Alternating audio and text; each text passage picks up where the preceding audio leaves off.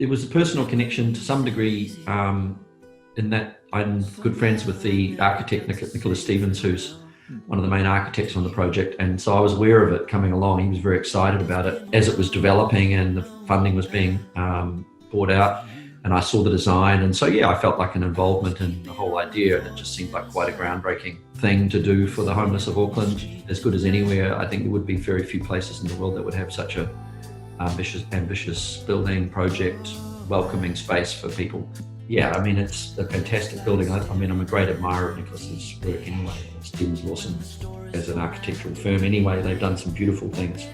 So hopefully this will put the last coat of paint on it, this last push, you know, well, more than that, help finish it in good style. I just think it's going to have a lot of heart and soul built into it, and the spaces will be beautiful, harmonious spaces. And, you know, why shouldn't people, that part of our community, have a great place to make connection and meet and feel like they've got a safe place. And then when I got asked directly from the mission if I would be interested in writing a song, I had all the more incentive.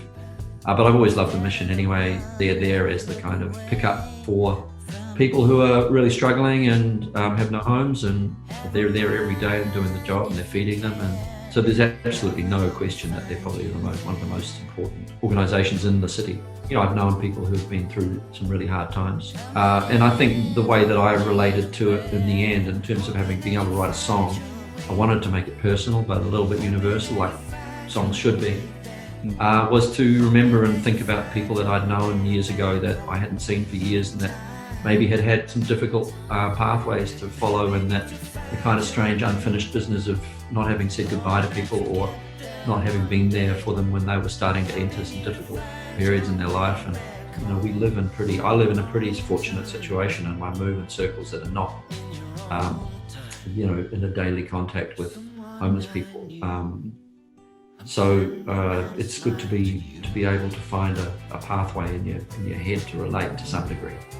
Because I was on the road with Fleetwood Mac, Christine McVie got involved earlier stages and gave me some good advice about some DVs and ways to arrange the song. You know, if you look too complicated, so I chopped a few things out. Thanks, Christine.